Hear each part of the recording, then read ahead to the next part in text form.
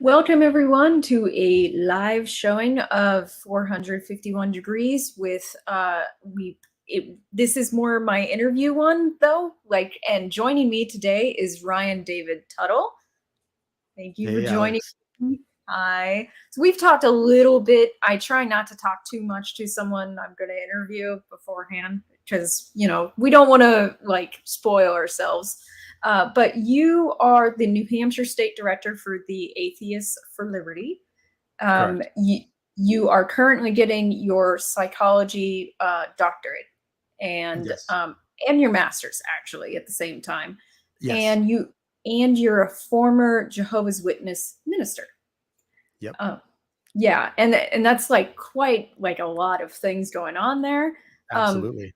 And when I was doing my research, one of the things that kind of I was like, oh no, wait, there's another thing here that's pretty interesting is that you used to be a mouse breeder Yes. and Yeah. under the Absolutely. name Mr. Mice Guy, which by the way is an amazing name. I thought it Awesome. was super catchy, and everyone smiles or laughs when they hear it. So I feel like I was onto something. Oh, totally. I said Yeah. it to a friend and he was like, that is awesome. He Yeah. was immediately yeah. And I liked the names of the mice you had too. You had one named Dopamine, and I thought that was really cute. Especially given your psychology interest and I was trying everything. to weave it together did you watch the videos or just I had some posts about it? No, I was looking at your posts for those, Okay. and I thought I'm the names made me laugh quite a bit. And I'm just I know you stopped doing it because you went to school. Are you going to start it back up when you're done? I would love to, or if not mice, like something else that's similar, because after I left the religion, I had no hobbies or interests, and that was something that I found and something that I liked, and so I'll probably go back to it. Why I like it, I don't know. It's a little Well, bit unusual, but I like it, so it is what it is. well, well, I mean, I think everybody has I think it's more interesting when someone has a weird hobby that not a lot of people have. Oh, what's your hobby? I like listening to music. It's that's not really a hobby. I'm pretty sure everybody does that. Yeah, true. Yeah, yeah. So You'll I would see. go ahead. So you'll see on dating profiles, everyone likes hiking. Yes, exactly. Exactly. It's like that. You're like, no, that's not really interesting as a topic. Although there are some people who are super into hiking, and Oh, for sure. those people, I would say, yeah, that's your hobby. But so one of the things I saw when I was looking at all your content, which you have a YouTube channel, I do. um, Not a whole lot there, but yeah, but you have some pretty interesting stuff on there, I would say. And one of your most interesting things is when you were talking about the Jehovah's Witness, your experience with that versus the postmodernist issue that's going on that we're all kind of experiencing. It's kind of taking over culture on a grand scale. And you talk about how they have a lot of the same argumentative techniques for how they attack things and how it doesn't make any sense because it doesn't have a through line to it. yeah. It's like a cherry pick kind of way of attacking things that they don't like. And I already felt like before postmodernists came out that a lot of atheists had a kind of dogma. A lot of, not all of them, but a lot of them had the Sure. same kind of dogma that a religion has. And I think a lot of atheists have grabbed onto postmodernism as their form of religion. Now, do you think, and you mentioned the idea that moral absolutism, which you said the Jehovah's Witness believe in and everything, do you believe that moral absolutism is something that automatically creates dogma or a belief in moral absolutism, or do you think it could just be a gateway to it? Yeah, I don't.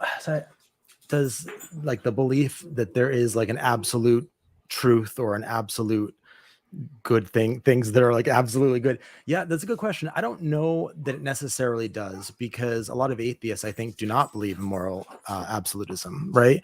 I think a lot of atheists would say that it's all subjective, but yet they're woke and dogmatic. So That's a good point. That is a good point.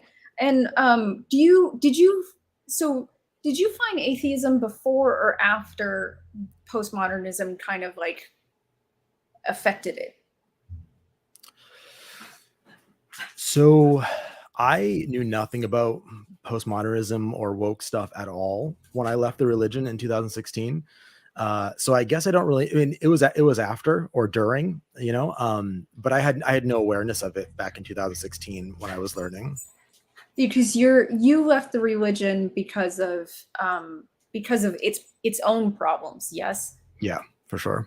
And can you tell us a little bit about like your experience, like you said you called it fundamentalism, and why you think it applies to how people look at woke culture now? So like what similarities? Yeah. Yeah. So I think one of the similarities I think is the video that you're referencing was when I was in the religion, there would be these sort of uh, arbitrary rules or things that would come up, and I was very sincere. I was a very conscientious person, and I would hear these things, and I would just like rack my head trying to understand like what is the rule that's being applied here. And some of the examples are like periodically they would condemn some movie or some element of pop culture or something, and it would be done at like a large meeting of like thousands of people and stuff typically. And so like Pokemon was something, Avatar was something that was condemned, um, Twilight, if I remember correctly, Harry Potter.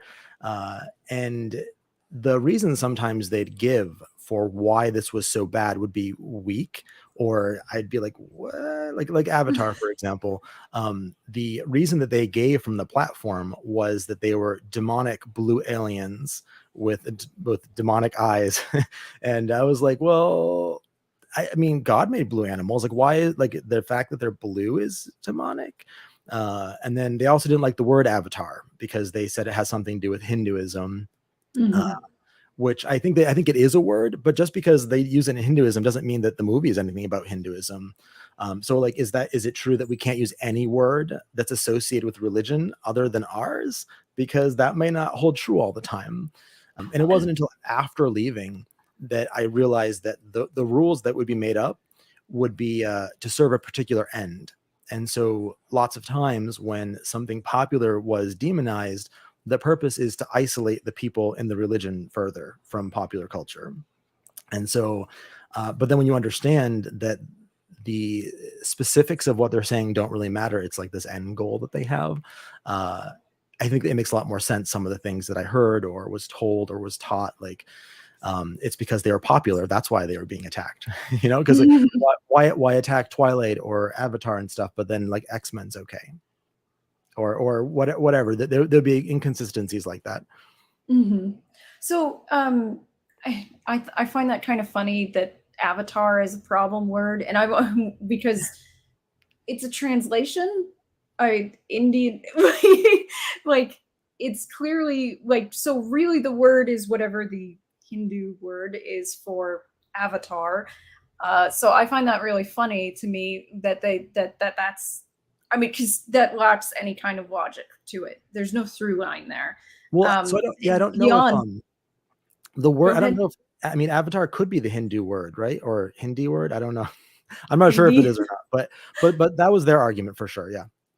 Yeah. Well, and then, but so what is something you've seen like recently from the woke culture? Like, because that video came out a couple months ago, at least, that you would say kind of falls under that. So one example that I like to give is I saw a post saying that white people are so racist that they refuse to adopt black dogs.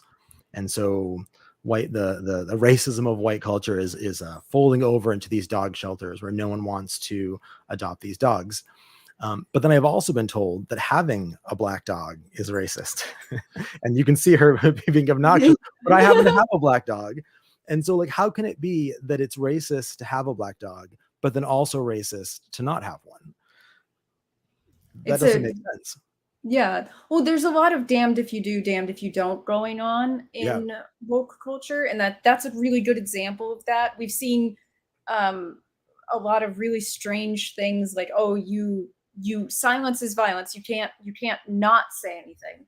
but or compliance, but you also shouldn't talk. You should shut up. Sure. And that's the kind of that's another logical problem with what's going on with what your example is, the fact that it's like there's literally no avenue of being okay. And you mentioned in that video that it kind of works on the same kind of principle of hierarchy. Like if you're higher up, Yes. Yeah. you're more protected essentially for your sins, those being postmodernist sins or sins against the Jehovah's Witness doctrine.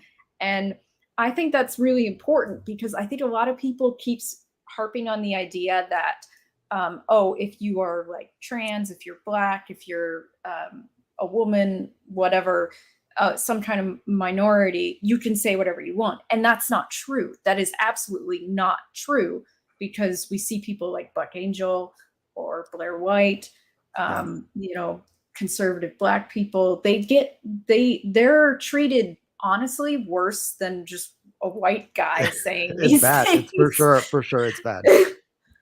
So like, to me, I felt like that was probably one of the most important parts of that video, is the fact that you mentioned hierarchy matters. Yeah, like for sure. Because and not the intersectional hierarchy, but the actual power within the hierarchy, like, is important to whether or not you can speak. And so to me, I was like, right there, that's why I think what you have to say is important, because not enough people recognize that. And you mentioned, and this is something that I've seen happen to a lot of people in a post, that you're part Native American, but that you got kind of like pushback from someone about that, because you appear white. I have a Black ancestor. I have Native American ancestor. So like, I tell people that, and I mostly don't give a shit whether or not they react to it in a negative fashion. But at the same time, it's especially for Native Americans though. If you have Native American as a white person in your past, in your bloodline, they get annoyed with you. They don't like it. Yeah, it's like viewed as like an invalid ancestry or something. Yeah, like, oh, that didn't happen. Yeah. And like, what am I supposed to reject them? Yeah, and the thing is, I think depending on, I mean, there's a lot. The United States and the Americas is a huge place. So depending on where you're from and when and all of that, that all plays a role. But depending on where you were from or your ancestors were from, it's pretty common to have mixed ancestry. And so my understanding, because my ancestry is the French Canadian, and it's common, as I understand, if you have French Canadian ancestry, to also have some Native. And it's not that I have a lot, but I do have it. And it's part of my ancestry, and it's part of the history of the Northeast. And so to me, like, after leaving the witnesses, learning about my ancestry and who my ancestors were and like what their religions were, and to me that was important. And so I find it kind of offensive when I'm talking about my ancestry and just the history of like my people, and they'll be like, nah, that's racist for you to say that. It's just history. Yeah, well, I mean, I think it's weird to focus like on it.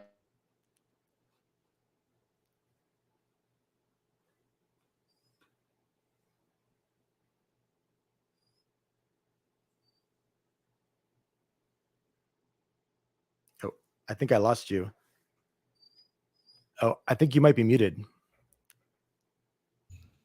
Okay. A weird technical glitch there. But anyway, what I was trying to say is that it's weird to me, to the idea that someone might like over focus on one aspect of their ancestry, like, oh, like if I called myself Black for having a half Black great grandfather, I think that would be weird. Like, what we see woke people doing that. Like, we do. Like, I've joked about that. I've joked about that on Twitter. I think that's weird, but I also think it's weird to go, well, it doesn't matter. Like, that person doesn't matter to my ancestry. Like, there needs to be this, middle ground. We have animal problems. Yeah, where we're able to acknowledge our our ancestry, even if it is like just one person, like, and technically the people who came before them, because we are related to those people too. Sure, But for sure. so to me, like that reaction, it's like we're not playing Elizabeth Warren, but we are. I mean, it's and you're right though that it's regionally. There are certain parts of the Americas where you will appear very white, but you will have an extensive Native American background. That does happen. Yeah. I spent years in Kansas, and almost everyone there I met had at least one grandparent who was at least like a quarter Native American. So it's like really hard to not say that those people shouldn't or should not acknowledge that. It seems cruel to me, actually. I also think it's like part of, because I think that there's this constant desire to just demonize white people.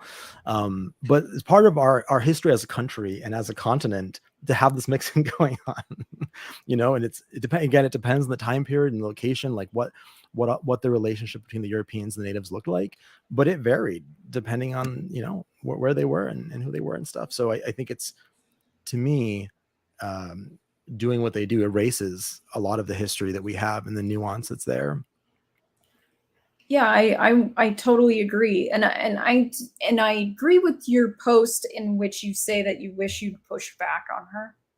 Oh, okay, yeah. So yeah, because that's about one of my coworkers who we were talking about our ethnicities, and I was like, well, I'm French Canadian, English, and Native American, and she like sighed and rolled her eyes at me, and I was like, oh, I don't know, and I apologized like profusely because I historically I've been a major pushover, and I'm getting better, but and then afterwards I got so angry, and it was just like, why didn't I push back? I know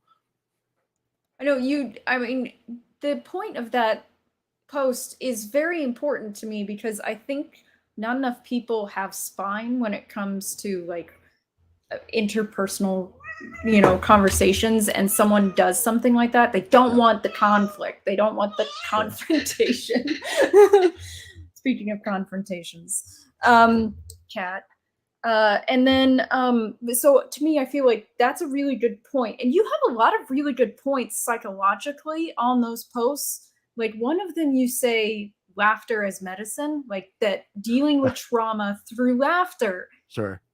And what do you think of the constant, it seems constant, woke attack on humor and people dealing with trauma through humor? Yeah. So, I mean, I can say that when I left The Witnesses, it was extremely traumatic for me, and I was not laughing. I can tell you, I was not laughing at all, and it was very serious. And I think for most people, there is very little laughter going on. And I came across an ex-witness YouTuber, and her videos would she just laugh and laugh and laugh. And there was a podcast too, I forget what it was called, but they would do a lot of laughing. They would just like talk about our experiences and laugh about it, and like the stupid things that we did or the super beliefs that we had or the things that happened to us, and laugh. And I remember laughing and just thinking like, I've never laughed about this. And it was a relief. It was a relief to laugh about these things instead of just being so serious, which I had been up until that point, And yeah, I think that being able to laugh is important. So, like, when they say something like Dave Chappelle shouldn't make It's okay. shouldn't make the jokes that he makes, do you think that's psychologically damaging to on a societal level, on an interpersonal level, like on a personal level, to people to be told that they shouldn't be able to laugh about these things? Yeah, I don't know. I've never watched Dave Chappelle. So I know he's like a hot topic, and there's been a lot of drama around him, but I don't really know what kind of jokes that he's making that people are, I'm sure it's nowhere near as bad as they're making it out to be. Or that's my suspicion. Yeah. I mean, I guess it kind of sends the message to other people, right? So they're saying that he's wrong for doing it, but then the message that's being sent to everyone else is don't you dare joke. Right. Right. Yeah.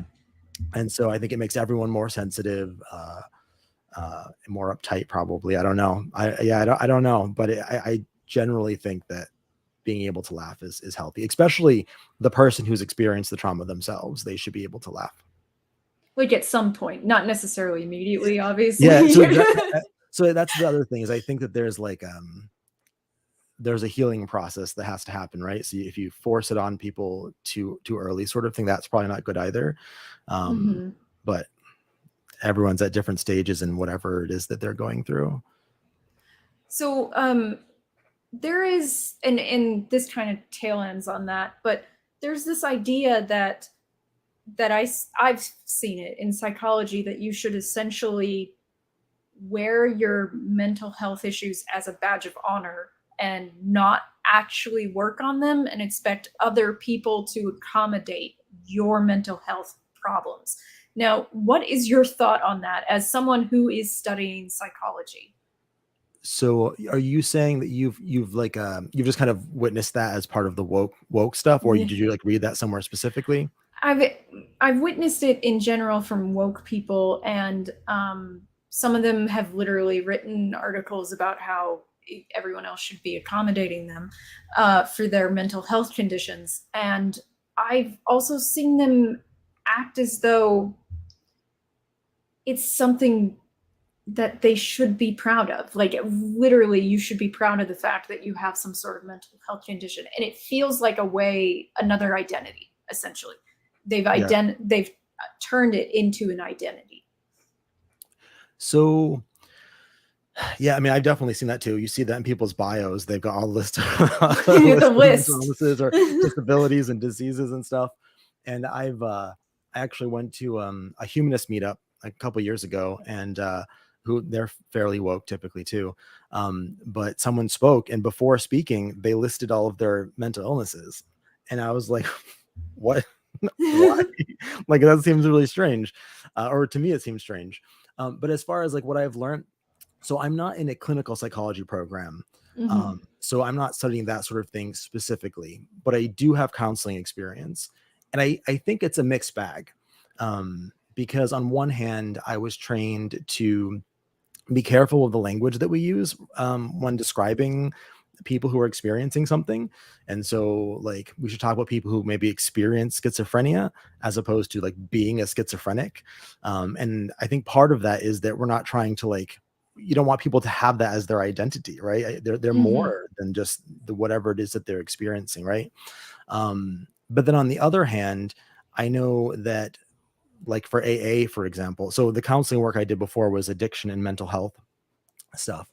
And so I would take people to AA meetings. I've been to a whole bunch of them now. And then so some people are very passionate about AA.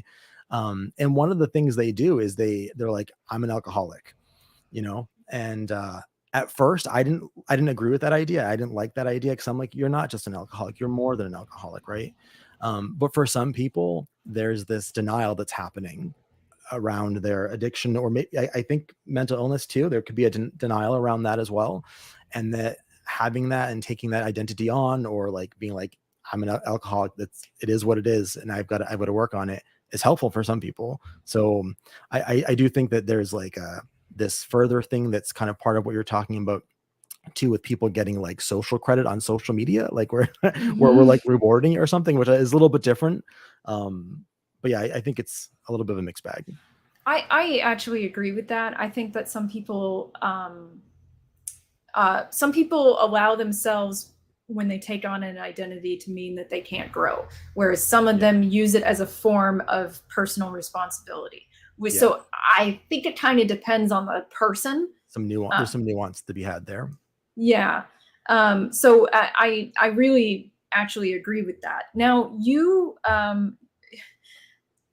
in psychology, you're still in college and everything. And everyone keeps talking about how academics are captured. People keep saying that psychology is captured. Now, you're not going for clinical psychology, obviously, but have you seen much of that right now? Or like you're actively a student, or is your school like maybe a bit of an oasis here? I've definitely seen it for sure. I've been to 3 different universities, and I've seen a little bit of it at all of them. I don't know that it affects me like directly all that much. I think it might affect some of the undergraduates more, maybe. I can't speak from firsthand experience because I wasn't an undergrad here or during this time period, but I know undergraduates who've had to read the like anti-racist books and whatnot. I forget what they're called, but I was like, what? He had all of them, like all of the ones that have made the news, And I was like, why? And they were reading assignments that he had to read for class. So I don't know what that was all about, but it's definitely a thing that's happening here. I know like Robin DiAngelo spoke at my other university, and her face was all over every wall. But I guess one of the things that I would like to say about it in general, although it's definitely here, I think one of the things that conservatives make it seem like is that everyone is like unified and everyone believes exactly the same thing. And although there's definitely a lot of woke people here, and I've heard crazy things, they are not, and not everyone's on the same page. And so some people might have certain beliefs that we'd consider woke, but then reject other ones I've seen happen. So yeah, I think it definitely more woke than other environments, but still not. It's not like 100% in every individual who might do some woke stuff isn't necessarily on board with everything. Well, that's actually good to hear, like, honestly, because like a lot of people talk about how much the academia is captured, and I don't want it to be captured. I used to be an academic. I wanted to stay an academic too, until I realized that the whole adjunctification problem was going on. But I'm glad to hear that, because I do think universities are important. Academy is important to a society that claims to care about progress. By which I mean scientific progress. And so I'm glad to hear that it's a little bit more of a mixed bag. It's been 10 years since I've been in university, so I'm like, I'm out of it. I don't know. But hearing it from someone who's currently in it, is in grad school especially, because I think a lot of people act like that's where most of it is, like, really, indoctrination. Yeah. I mean, yeah, I don't know. It's hard to say because I only have my experience. Yes. I'm sure that in some programs it is substantially more Worse. present. Absolutely. Yeah. It probably depends on the field. And again, like I'm in psychology, but I'm in behavioral science, so it's like a research focus where their focus is trying to like understand how the brain works and understand how behavior works. Whereas like a clinical psychology program is like trying to understand mental illness specifically, or trying to understand how to treat people or diagnose people. And so we're not doing any of that. And I think it seems like maybe there'd be more of that in the applied stuff. I don't know though, because I can't speak for a certain experience rather. Yeah, definitely. But one thing that kind of interests me about what you just said is that I've heard several woke people be against behavioral psychology. Oh, interesting. Yeah, and act as though it's a problem. So I guess I'm a little happy that means that to some extent that it's been left alone. Well, I don't know if it's been left alone, but I think, this was to some extent. So do you know what when you heard that, do you know what they meant by behavioral psychology? They were going after CBT neuroscience, because neuroscience is essentialism to some extent. And they did also go after, I think evolutionary psychology was on the docket as well. So yeah, I mean, they're opposed to science. I mean, there's an element in wokeness that's saying that science is trying to like understand some sort of objective truth, right? And they view that as trying to maintain the status quo. At least that's my kind of understanding of it. But yeah, I do think from my experience, which again is somewhat limited, it seems like the more biology is your specialty, like the more, because like psychology, there's like a whole bunch of different fields of psychology. Oh yeah, but some of them are more deeply intertwined with the physiology of the body, or biology or evolution. And I feel like that doesn't open itself up to wokeness as much as if you're like a social psychologist. That's what I suspect. That makes sense, because a lot of wokeness comes from sociology departments. So having it be about interpersonal relationships and stuff like that makes it a little bit more susceptible. Yeah, it's a little different if you're like studying rats and chimpanzees or whatever, you know. Yeah. They're like, we're less interested in that. Well, because they're social constructivists, so, and that has to do mostly with human beings. Yeah, exactly. Yeah. So I'm not entirely opposed to social constructivist perspectives. I do think that there's like a spectrumy thing going on that sometimes gets out of hand. But yeah, there's not a lot of that going on with rats. Yeah. So Although I think sometimes that they totally miss the point. When you study the behavior of animals, you are actually kind of putting a mirror up to human behavior sometimes. And I feel like there's a little bit of deism going on with human behavior, that we have to separate it from, yeah, especially for sure. social constructivists feel like they need to separate it. And I don't think that's realistic, honestly. We Yeah. do learn about human beings from animal behavior.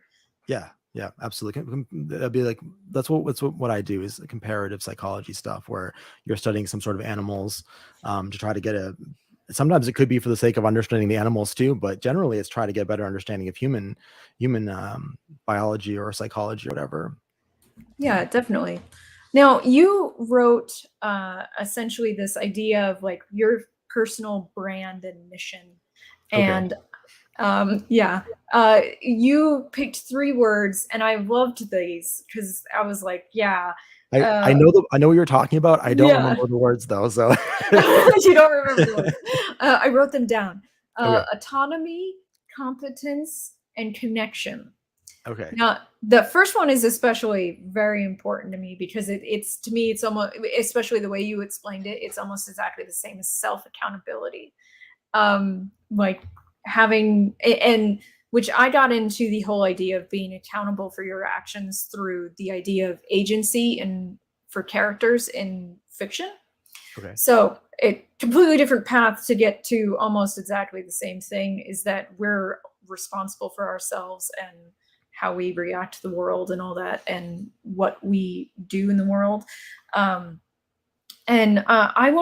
wanted to know, like, how do you apply that, though, these 3 words to your actual life? Because you are very you do a lot, and you're getting your PhD, and that's not easy. So I'm kind of curious, like, I know you said you didn't remember the words, but you remember the concepts. I Oh, for imagine sure. they're huge in your head, whether or not they're those specific words. So could you tell me a bit about how you use that, like, to be as successful as you are? So what you're talking about was actually a little training I did on Coursera, I believe. So it's a free training that's like developing your own personal brand. And so I thought it was just it was free. So I was like, oh, this is an interesting exercise. But yeah, so what were the words again? It was autonomy, competence, and connection. Yeah, so I feel like with the autonomy one, when I was in the religion, I like didn't even realize that I could do things for myself, which it's embarrassing to think about or to say, but there were so many things in my life where I could have just tried to problem solve or change something, and I just didn't, because I guess I was just trained to be passive, or you're trained to just pray or read the Bible instead of trying to troubleshoot or change your life or to improve your life. And so I remember early on in my leaving journey, I was speaking to a therapist, and I was just talking about how my sheet, I had washed my bed sheets, but I didn't get to put them back on. And so it's like, if you don't put your bed sheets back on before you get ready to bed, it's a pain in the butt, right? And she's like, why are you washing your bed sheets? And I was like, well, I get like sand, and I there's like stuff from my feet that get tracked into the bed, and it's gross. So I have to wash my bed sheets. And she's like, well, what about putting like a carpet down? So because I didn't have carpets, and so I would just like anything that was on the floor would stick to your feet and then get tracked into bed. Uh, and so she's like, well, what if you put a carpet down so you walk across the carpet and you're not having things stuck to your feet? And I was like, I never thought to try to problem solve this. I was just like, I'll deal with it, you know? And so I got the carpet, and that solved my issue. And just like other things where like, I remember there was another instance where I was like charging my phone, but the cable wasn't quite long enough. And so rather than like getting an extension cord or a longer cable, like I was just like leaning over to use it in the place that it was. And I was like, why don't I why don't I just buy an extension cord to make my life easier? And I don't know, I forget that I can do that sometimes. Even still, I think I forget where I would much rather, or my sort of go-to is to just cope and to deal with whatever it is and to not think about how I can fix it. And then the other one, what was the other one? Connection. Connection is competence. Yeah. And competence. Yeah. I mean, the connection is just, I feel like I've always had a hard time connecting with other people. I think it's like a special challenge for me for whatever reason. It seems to be. And I also think it's a problem in our society in general, that we're lacking connection, we're lacking meaningful relationships. And so I think it's, it's my religious experience. I think maybe just me as part of my my biology or my makeup or whatever. And then also society. So I feel like I want to build relationships and connections whenever I can. Although it's difficult. And I feel like sometimes just like stuff just works against you, So that's what the connection was. And then the competence one, I guess, was just about, I guess, kind of relating to the autonomy one a little bit, just being a more competent person, gaining skills and developing myself and stuff like that. So how did you end up joining Atheists of Liberty? Like, how did that happen? Because I mean, it's a huge leap between Jehovah's Witness to atheists, and in atheist, community that has an actual organization. Yeah.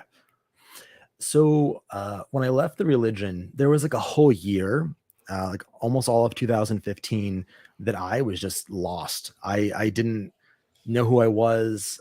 I don't know. I was maybe in a state of shock or something. Like I didn't know what to believe. I was very lost. For a while, I thought that the religion was true, but just there was bad people in the religion. And then at the end of 2015, I read an article by Valerie Tarico, I believe was her name. And it was about narcissists and narcissistic religious leaders and narcissistic religions. And then from there, I learned about religious trauma syndrome. And I was like, this is totally my experience. And then from there, I was like, well, I don't really believe in any of this anyways. So it was just like being an atheist just kind of came natural. In the Jehovah's Witnesses, they kind of teach you to hate religion other than your own religion. And so people have described it as like training to be an atheist. And so once you see, they'll criticize all the other churches for being corrupt or abusing children or being hypocrites or like misinterpreting the Bible, all of that stuff. But they do all of it. They do absolutely all of it. And so it was like, oh, I guess I'm an atheist. I do think for me, I'm actually not crazy about the term atheist, because it's like, well, I don't believe in God, right? But I also don't believe in leprechauns or unicorns, or like there's a lot of things that I don't believe in. And I kind of feel like it almost doesn't make a whole lot of sense to define yourself by what you don't believe in. I think what you believe in is maybe more important. And so I think that that's a little bit problematic with the term atheist. And it doesn't tell you anything about what your worldview is or your morality or anything really. And so I do think that, although I use it, and it's a thing that people understand in our culture, I think has some limitations, and I think it needs something to go with it. And so like humanism, I used to go to humanist meetings, but they were super woke, and I was getting attacked online for the things that I was saying. And I didn't know anything about wokeness at the time. But yeah, I stumbled across Atheists for Liberty on Twitter. And so I became a member.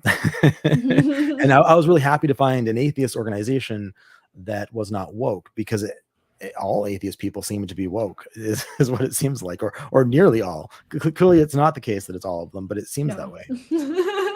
Because I'm not, Yeah. and I am an atheist. And I do think that it's important that atheists who are not woke start meeting each other, because I think it's really easy for atheists, for non-religious people in general, to need that sense of community that religion usually provides. Yep. And that can be filled by a woke community, unfortunately. Sure. So I do think that something like Atheists for Liberty is a very important organization, because we atheists are not misanthropic. We still need human contact and community. So something like Atheists for Liberty can fill that without it becoming the dogma that woke does. So I can see why, like, it, you know, you still needed it. So you still needed that sense of community, and you did find it. And it's that's also, really, I mean, it's like, these are topics that I'm passionate about. And there's not a lot of organizations that I can associate with or promote that share my values, right? And Atheists for Liberty is the only organization that I know of that is not woke. we are here at Unsafe Space. All of us hosts are atheists, actually. Oh, okay, all right. Yeah. So, so like every single one of us, you could come on any of our shows, and we'd all be atheists and Oh, non-woke. cool. All right, all right. So, Yeah. Well, but Unsafe Space is like not about atheism specifically. no, we're not. Right. We're not Right. specifically about atheism. I am very firm on this idea that I am not an anti-theist. I don't know how, like, I feel like that's a split in the atheist community. Sure, sure. That some people are very anti-religion, and I'm not. Like, I don't. Yeah. I don't. Yeah, I don't see I how can talk that's. about that a little bit. I feel like I Yeah, have go ahead. so I definitely was anti-theist for sure when I left the religion. Absolutely hated everything about religion. But what I've noticed is with the woke stuff is that they've like gotten rid of everything that's good about religion and just kept all the bad stuff. Yep. And so it's not like religion per se. It's like all of these bad things that people don't like.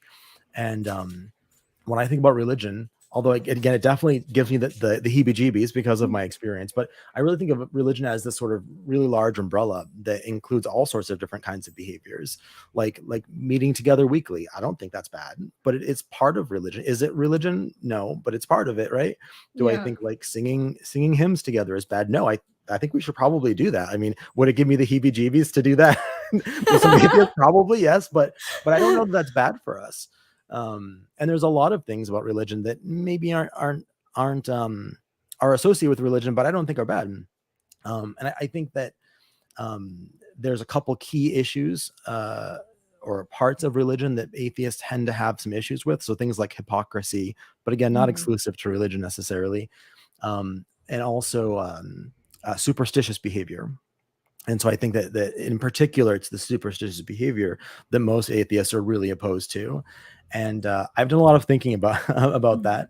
And I totally get why atheists are opposed to that, because if you're engaging in some sort of superstitious behavior when you could actually be doing something to change your situation, then you should be doing that. Like, why would you pray? Like if I've got a sliver, like I'm not going to pray, I'm going to take the sliver out, right?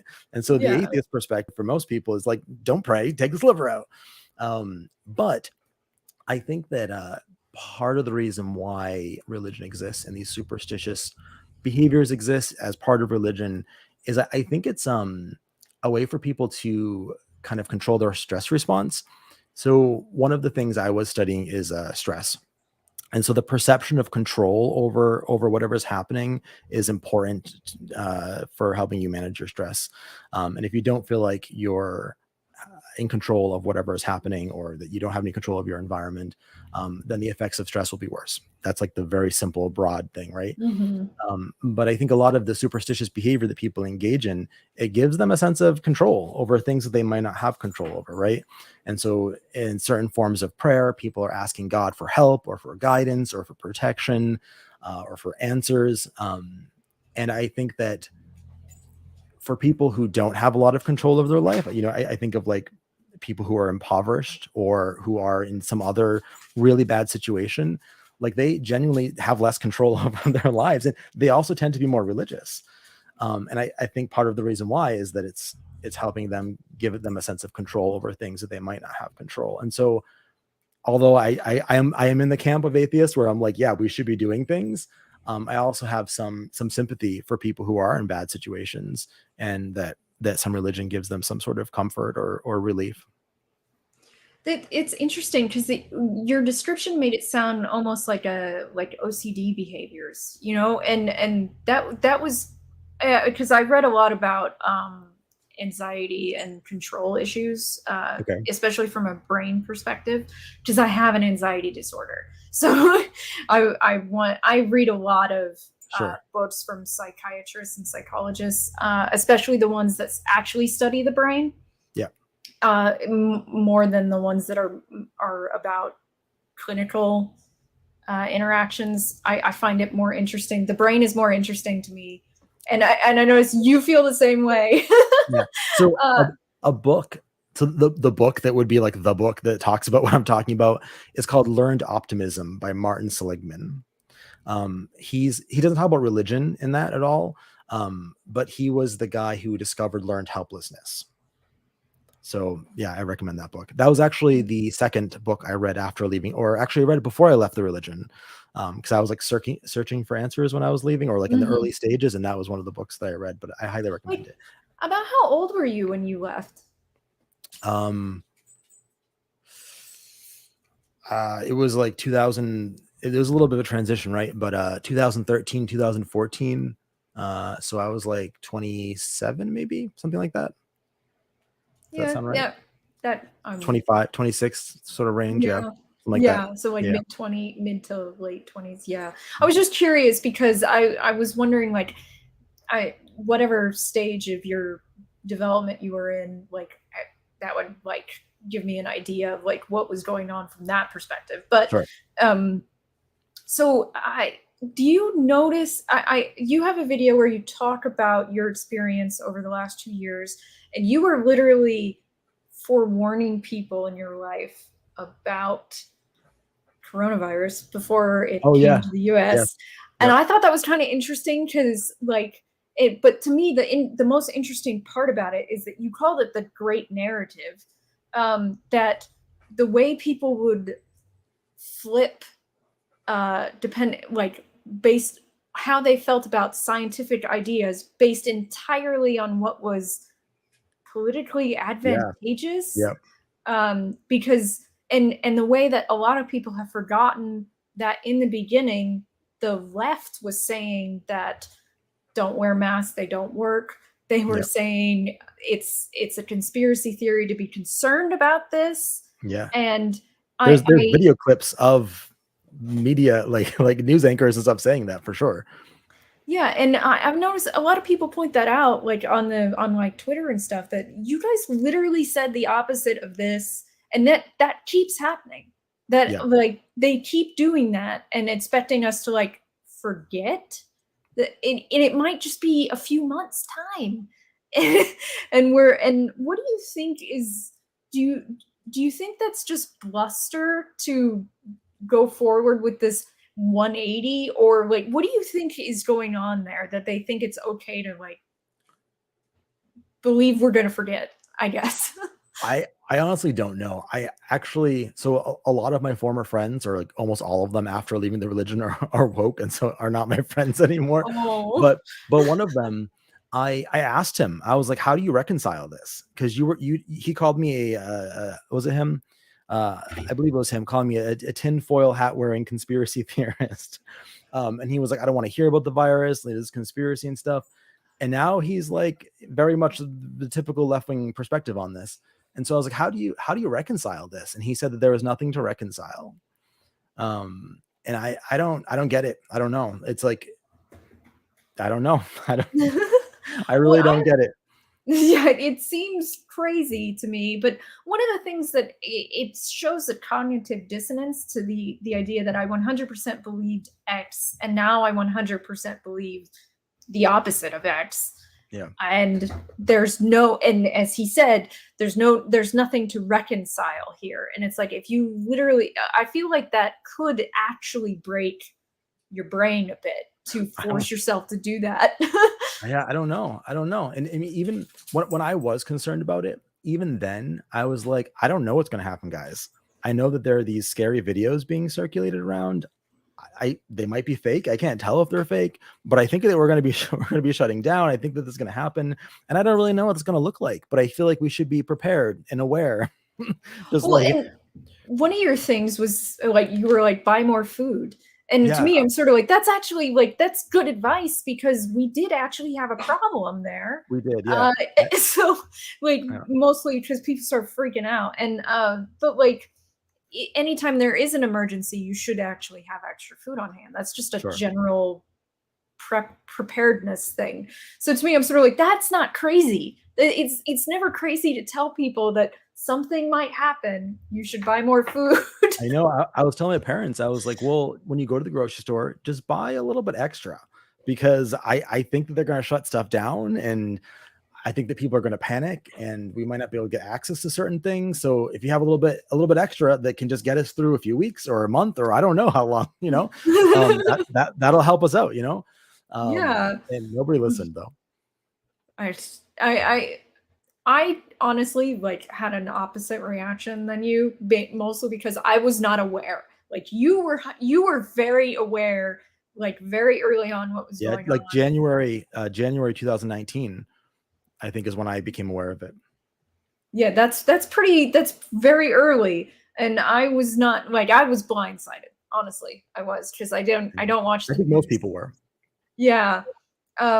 I mean, the thing is, though, is that I already have a preparedness kind of policy going on, Mhm. because I was in a flood in Kansas and we didn't have water.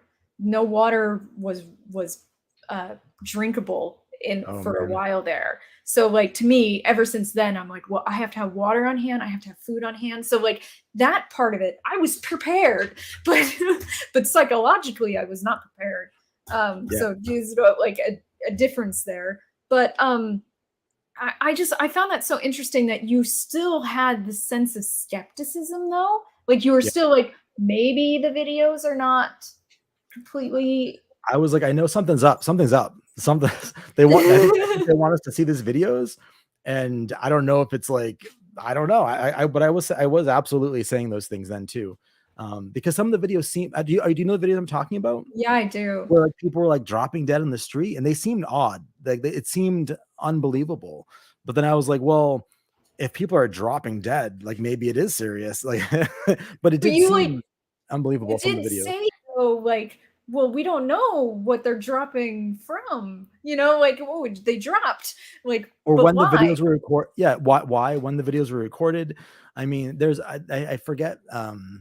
There are some videos where there's like some sketchy stuff going on, but they had videos of like bodies supposedly just like laying around hospitals and stuff, and it's like, well, is this even current? Is this old? Is this new?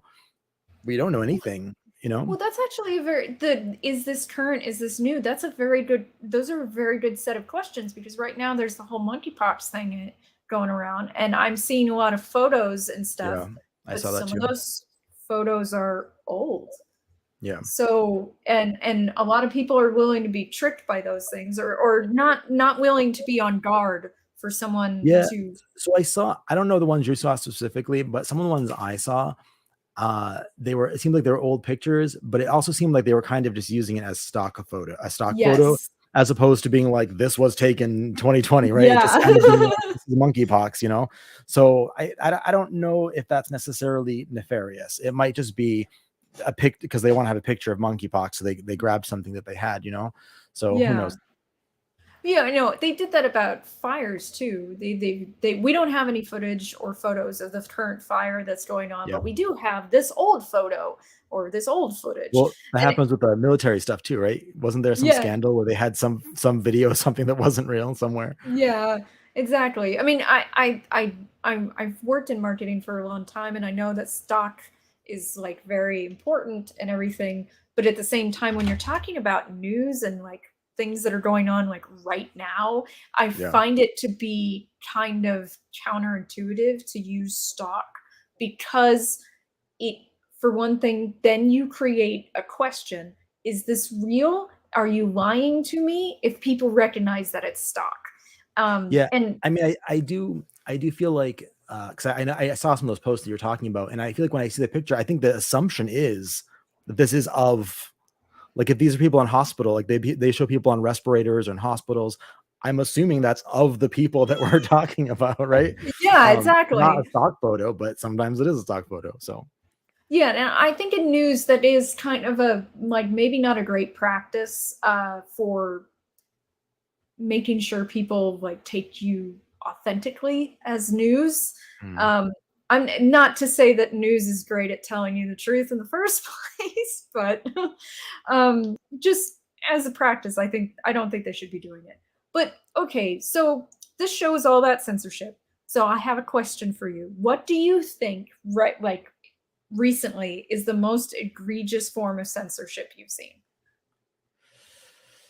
The most egregious form of censorship. I feel like there's like all sorts of stuff that happens. I mean, we had the like the Ministry of Truth thing that happened. That I don't know what to make of that. I mean, that's not doesn't answer your question, but that's real fascinating that it supposedly was going to exist or existed, and then also that they're like pausing it. All seems very suspicious to me. But yeah, I don't know. I can't think of any examples of things that are recently censored. I know there's been like books. I know there's been like books that have been taken off Amazon and stuff. Well, is there Um, one that like all time that makes you that you felt was bad? yeah, we've had so many. I'm sure that there is one, but I guess I'd have to think about it a little bit. Um, I mean, so like talking about I guess we'd have to go with like talk about the virus, right? Mm-hmm. You weren't allowed to talk about it on YouTube or social media. People were getting things taken down, and then it turns out some of the stuff they were saying was true. Yeah. Uh, So, I mean, it's like not as specific, but that's you definitely know, a thing that like was happening. as someone going into a science, do you find that was unhelpful to advancing treatment and understanding what was going on? Like keep maybe if the public didn't know necessarily what was going on, like yes or no, or on these specific topics, but then from the professional side of things, like professionals not being able to discuss what was right or wrong. Like, do you think that was harmful? So I don't study viruses, so I don't know, like, I don't know how much different professionals knew or scientists knew about things or whatever. I do think that, and I also don't know what their motivations were for censoring. Right? I mean, I'm generally opposed to censoring, but we don't necessarily have insider knowledge as far as why certain companies made the decisions they do. Um, Again, I'm generally opposed. Like I think that most things are a sliding scale, and I'm usually like I feel like censorship is really bad. But we also don't know the other side of the story of what they were trying to do at the time. I do think that ultimately it has hurt people's perceptions of science. You know, I think that public relationship with scientists or science or universities or the media and stuff has all been damaged. Like I don't know how that's ever going to be recovered, and that definitely definitely hurt it, right? I Do you mean, there's think a that lot of was people who are real critical. the censorship itself is what hurt our trust, I suppose, or do you think it was the fact that they were trying to like move us in a certain direction? Like, which do you think? Both. I mean, right? I feel like they're part of the same beasts, right? They're trying to Yeah, control information, but then also feed you certain information. So it's part of the same. It's like yeah. two heads of the same monster or something. It is a monster, isn't it? Yeah. Um, well, I mean, do you think people are want more information, not less, like on a general idea? It depends. I think it depends on context because I think a lot of people like will just see the headline of a news story and that's all they'll read. They'll just give me it all in a headline, right? And so I think there's a lot of times where yes, they just want the headline, and then there are instances where people do want more information. You know, and frequently I'm looking for some sort of deeper. I guess it depends on how passionate or how interested I am. You don't have time to look up everything, right? I mean, like I've looked up a little bit about viruses. I know a little bit about how viruses work and how just stuff that was going on a little bit, but there's a lot that I don't know, and I just don't have the time or energy to look it up. Um, I also think that with some topics, they are very complicated, and so although I don't think it should be limited to experts, there's a double-edged sword here where like on one side people are like, well, only experts can talk about this, and I think that that's bad at some level. But then also experts might be the most knowledgeable to talk about the subject, because some things are really complicated, and a lifetime of study has helped them understand it. Or, it's not, with science, it's not about one study. It's a whole pool of research that's being done. And so when someone is an expert, they have a greater knowledge of the entire pool. Not to say they're not biased, not to say they don't have some sort of like vendetta or some sort of axe to grind or whatever, because those sort of things certainly do happen. But yeah, I don't know if that answered your question or not. No. That was good. I do want to know, what do you think about the phrase "believe science"? Because you are going into science. I know, yeah. Is that who is saying that? Is that conservatives that say that as like a jab at the left, or is it the left that says that? They both say it. Like They both say it. I've seen, but I usually from the right, I see it as kind of like a almost sarcastic kind of Oh yeah, response. yeah. When, Sure. when new science comes out, believe science. Like, we're throwing this back in your face kind of attitude to it. I think, But go ahead. I'm sorry. go ahead. No, go ahead. So I was gonna say that so yeah, the belief science thing. The problem is like, I think it harms public's trust in scientists and academics in some ways, right? They're just like, no, just believe, right?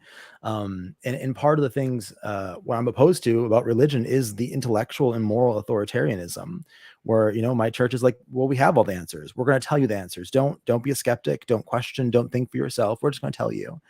And that belief science has those vibes where we're just going to tell you. Don't think. Don't ask. We're telling you. And so I just like that. I do believe in science, and I think that is the way that we should understand the world, and helps us make changes and progress on different things. But I do think that the believe science has that intellectual authoritarianism vibe to it. Okay, and thank you. How do you suggest? Because it feels like it's really hard to navigate everything that's going on. And what would you suggest? Because you seem like someone who has a lot of your life together. Like, do you have any tips? You laugh at that. Well, thank you. I'm glad it looks that way. I know someone people say that about me too, and I'm like, okay, sure. But what is your number one tip for this is a good way of navigating this culture war? Navigating the culture war specifically, I guess. So I guess where my mind goes to is some of the principles that I was taught in I did a mindfulness training. And so my mind goes to some of these principles I learned in mindfulness training. And without going into a whole lot of detail, one of the things they had talked about was holding on to ideas, but not so tightly that it hurts you. And so you can picture holding a Lego or something, you could really squeeze that Lego and have it hurt, or you could just hold it gently, right? And so we have opinions and we have perspectives and beliefs and understandings of how the worlds work. And it's okay to have them, but we shouldn't be holding on to it so tightly that it's hurting us. And I think that we need to be open to the idea that, well, maybe I'm missing some information. Maybe I'm wrong about something, especially because part of this culture war stuff is social media, which is absolutely siloing people. I know I regularly come across things where, and I suspect that my silo, I guess, I don't know. I've done some analysis of my Twitter profile, and they'll say it's slightly left-leaning, but I feel like it's slightly right-leaning. And so I won't see the talking points that left-wing people are making, or I won't see the arguments that they're making. And so sometimes I'll see one and I'll be like, oh, that is a good point. I never thought about that, because conservatives aren't saying that. They're not arguing that point. And so I think we need to be open to being wrong, or open to just that we don't know everything, or just open to changing based on new information. So some humility. Yes. So we don't have a lot of humility, no, but Yeah. I think that humility is important. I've definitely argued the idea that the only thing we're ever certain of is that we will be wrong at some point. And that's one of my deeply held beliefs is that I'm going to be wrong. I know I'm going to be wrong. I'm going to accept that fact right now. I don't know what I'm going to be wrong about yet, but Yeah, I think my religious experience has helped me with that a little bit. Like there are definitely perspectives that I'm passionate about. Like I'm very passionate about not being woke. And yeah, there's certain things that I feel very passionate that I'm right about. But also like I felt really passionate about my religious stuff. You know, I was told that I knew all the answers and I was wrong. And that was hard. That was what do you call that? Hard pill to swallow, a piece of humble pie.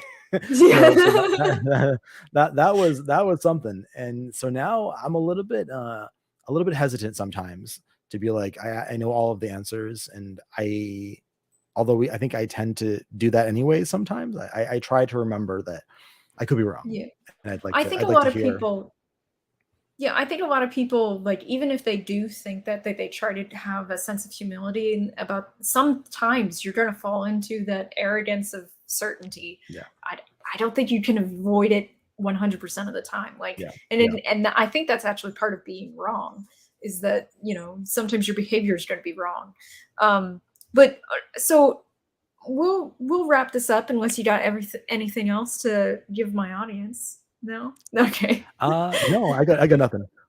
Okay. Well, someone has a question though that I think is a pretty good question. How Sure. do you deal with the culture war's use of openness and tolerance as a means of labeling others as intolerant? So let me see it. So I can actually see the comments, right? Yes, you Let me can. just read it real quick. How do you deal with the culture war's use of openness and tolerance? Yeah, I mean, it's a tricky thing because I feel like it's a really, really good tool. Like they're really good at that, right? I feel like that's what they have going for them, unfortunately. Yeah, I guess I don't know that I have an answer to that. I think that Jehovah's Witnesses do a similar thing where they're like, oh, we're being loving, but then they're shunning you. Yeah, I don't know. I don't have a good answer, unfortunately.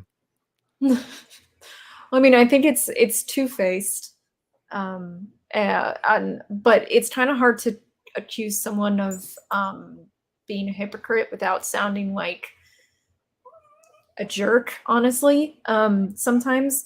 And I think it might just be best to recognize it for yourself, not necessarily like point the finger, because that can lead you into some problems. That's my thought anyway. But all right, tell my audience how they can find you. Twitter, everything, which that is your Twitter handle. Yeah, it is. So my Twitter handle is Tuttle Ryan David. I use Twitter more than everything else. So it's probably best to find me on Twitter. I have almost all social media. I just don't use them. I just use Twitter. I do have a website, Ryan David Tuttle. But yeah, Twitter is the best place to find me. All right. Well, RyanDavidTuttle.com. Yes. Thank you so much for coming on and talking to me, especially live, because it's the first interview one that I did live. Awesome. Yeah, you were the guinea pig. But thank you again so much for coming on. I loved a lot of what you had to say, and I hope my audience loves it too. Everyone, this was 451 Degrees, the Anti-Censorship podcast on the Unsafe Space Network. If you walk your fingers over to the like, share, and subscribe buttons, I would really appreciate it. Follow Ryan Tuttle, David Ryan Tuttle, sorry. No, I'm sorry, I just messed up the order of your name. Ryan Everyone David does it. Tuttle. It's okay. Yeah, yeah. Ryan David Tuttle. Please follow him. He's also very funny on Twitter as well. I we try. didn't talk about it, but he is funny. And I will see you guys next time. We will I will see you guys on Token Minority Report on Thursday. And thank you so much for tuning in.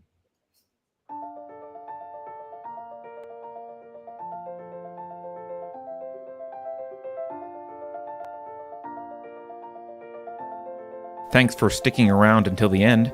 If you're new to Unsafe Space, check out our deep content library that includes discussions with everyone from James Lindsay to Brett Weinstein.